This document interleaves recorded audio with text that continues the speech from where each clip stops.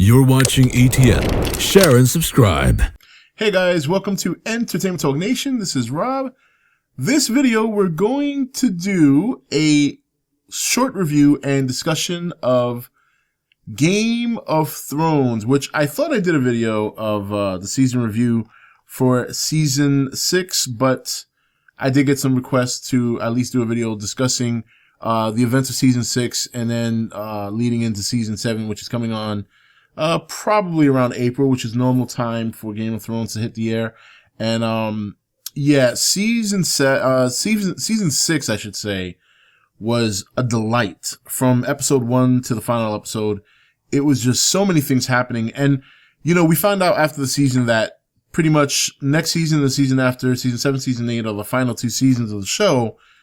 So you kind of get an idea of why things pretty much in this season got kicked into high gear. A story that was moving at a methodical pace, but a good one, not in a bad way when I say that, suddenly just got catapulted into where getting to the final stages. It took 6 seasons for Daenerys to finally take off to Westeros. You know, it took 6 seasons for some Starks to finally get reunited, albeit some of it didn't end very well if you consider Rickon.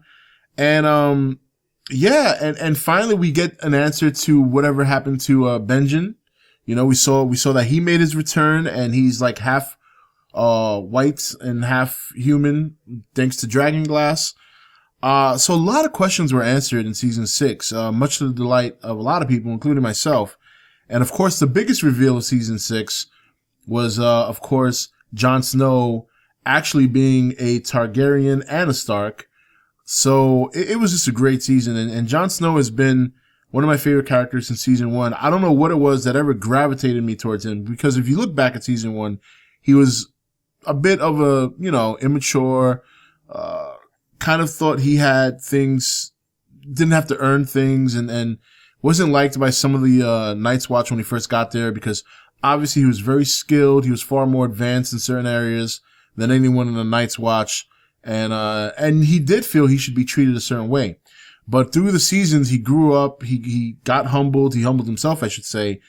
And, he always was always very much like, his uncle, Ned Stark, very honorable, always trying to do the right thing. And eventually it got him killed.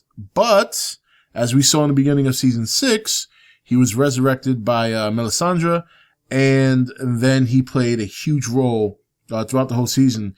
And one of the things I do remember about season 6 is the him and Sansa being reunited was just a fantastic moment. It was the first time, and even though he's not technically well, by name he's not a Stark. We know now that he's a Stark, at least half Stark. It was the first time we've seen Starks reunited on the show, or together on the show, since the Red Wedding, where obviously, you know, the murder of Sansa's mother and brother, Robb Stark, and his mother being murdered at the Red Wedding was just one of the best episodes in the show. And I think I'm pretty sure that's the last time we saw any Starks together in the same room. Because we know that Arya was, you know, out training to be an assassin or a faceless. You know, Sansa was being pretty much tossed around from Westeros to the Vale, from the Vale back to Winterfell under the control of the Boltons. And it's amazing. You know, you look back, there's so much happened, so many things to remember. And I know I'm not going to remember all of it. But going through the gist of events, especially going into season 6, yeah, that was one of the biggest moments in season 6, was the reunion of 2 Stark siblings. Another one of the biggest things in season 6 was, going back to Daenerys making her way to Westeros, which was a big deal. After she had to fight her own war, the kingdoms that she had conquered prior to Meereen were going back into slavery. We remember that Tyrion made a deal that if they end slavery in 7 years, you know, he was trying to negotiate and mitigate any damage done by the Harpies. Remember, the Harpies were out killing people. And, you know, even though nobody was happy with what Tyrion had done, he was trying to be very political about it. You know, he knew that this was the way of their lives in Meereen and those other kingdoms, that it automatically got stripped away from them. It's hard. They're going to get resistance. There's going to be a term of resistance from them if they want, and if they wanted to kind of have some kind of transition where there was no lives at stake. Tyrion understood that you couldn't just take away slavery. You would have to make them slowly adapt to a new form of government. And that's why he did it. And I thought it was a smart move. It backfired, of course, when they were taking advantage of that. And then they attacked Meereen right as Daenerys arrived, after she had her own little run-in with some old friends of hers called Dothraki. And that was another epic moment in the season when she finally pretty much showed the whole horde, not just one cow, a city full of cows in Dothraki, that she is the real deal. You know, she came out of the fire once again, unburned, completely naked. Everybody bowed to her, and she took control of the horde. And suddenly, out of nowhere, she's got this huge army of Dothraki and Unsullied, probably two of the best fighting forces in the whole, you know, I'm sure nobody in Westeros, let's put it this way, can probably deal with that. The Unsullied are very, you know, very tough in combat, and the Dothraki are just monsters, man. So, she's got quite the army, setting sail to Westeros.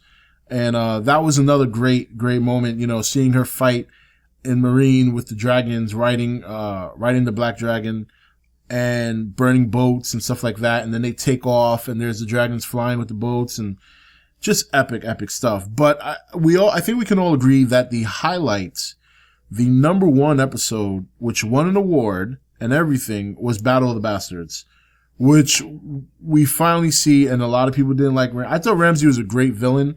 But one thing I did like about Ramsay's rise and fall was it was a very realistic one, in the sense that you could see he was not doing things smart. He was not very smart. He was an evil villain. He was definitely, you know, brutal. I mean, he killed his stepmother, killed his newborn brother, and he killed his father just so he could keep his namesake, keep his position as the next in line to rule Winterfell.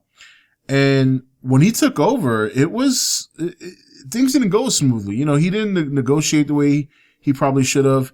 He was very overconfident about what his army could do compared to what Jon Snow had available. And Jon Snow did not have much available. Jon Snow also showed his immaturity, and he got caught up in saving Recon. And instead of sticking to the plan of letting Ramsay's troops come to him, they went to Ramsay's troops, and that's when they fell into the trap. And if not for Sansa, and Sansa getting help from Peter Baelish, who's still trying to hit that, they would have lost. They would have died. Jon Snow would have died a second time. But be that as it may, the Vale came to help. Jon Snow and Sansa have Winterfell back, and then that's when we got the reveal that Jon Snow is indeed half Stark, half Targaryen, which I think, if I'm not mistaken, makes Daenerys technically his aunt, if I'm not mistaken. It's going to be interesting to see if that's something that gets revealed. I'm sure it will be. I'm sure that there's going to be a big alliance between Winterfell, Daenerys, Dorne, and the Tyrells, who are going to pin down Cersei and King's Landing. But I think also Cersei is going to team up with Euron, who is now ruler of the Iron Islands after killing his brother Balon. So it's going to be a big war. It's going to be probably some of the GreyJoys, because Euron is a GreyJoy, and Lannister versus Targaryen, Stark, Tyrell, and Dorne, which names at the moment I forget. But yeah, it's going to be big. It's going to be big, and it's obviously going to take place over the course of the next two seasons, because you got to remember, they also still have to fight the White Walkers, who I believe now, after Brandon had gotten caught in his vision, I think now they can pass through the wall. I think any kind of magic or any kind of repellent, if you will, because that's what it was. It was kind of like there was a repel spell that was on that great tree that broke once Brandon got touched by the White Walker, which is how we got one of the other best episodes in that season, which was The Door, which we saw how Hodor became the way he was. It was, basically a play in time where during Brandon's vision, the events was happening while they were getting chased by the White Walkers, and Hodor was able to hear him as a child, and that's how he kind of freaked out and went to his frenzy of screaming, "Hold the door," because he heard it. He heard it from the other side for whatever reason, and it affected him and stayed with him for the rest of his life. And that's how we learned. And I remember that episode was just epic, and it was a tearjerker, man. If you've been invested in the show since season 1 and you saw that episode, chances are at least minimum teared up when that happened. And there was a lot of moments like that. I thought season 6 was just fantastic. It was a lot of fun. It was great to see a lot of questions answered. It was great to see a lot of reunions. It was fantastic to see the Starks prevail after 6 seasons of just dying off and being split apart and not ever wondering if they were going to come back and get their home back. And they did. And now we're coming to the end. We're coming to the big war. Daenerys is on her way. The White Walkers are on their way.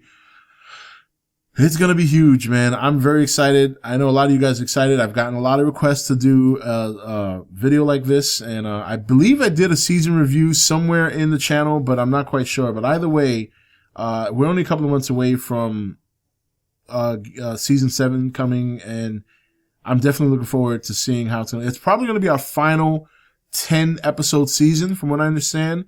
So I believe season 8 is only going to be like 6 or 7 episodes. So that's it. We've got like maybe little less than 20 episodes left in this show. And, I heard rumors that there might be a spinoff, but we'll keep our ears out for that. And if it does get confirmed, we'll definitely talk about that. Probably something that we can see happening, where it takes place like in the past, like a prequel type of deal. So, but anyway, that's it for this video, guys. What did you feel about season 6? We're in no book territory, so it's great. Now we can speculate without the book elitist coming in and saying, just read the book. The show's just really, really good. And, it's nice now to know that we're watching new content that's not book related. It's going to be a surprise for everybody. So it'll be interesting to see how that's going to turn out over the next 2 seasons. Anyway, guys, that's it for this video. This is Rob signing off for E.T.N, where we don't do news, we just talk entertainment. Take it easy. Thank you for watching E.T.N. You can follow E.T.N on Facebook, Twitch or Twitter, or join the Nation Facebook page. Don't forget to click that subscribe button on your way out.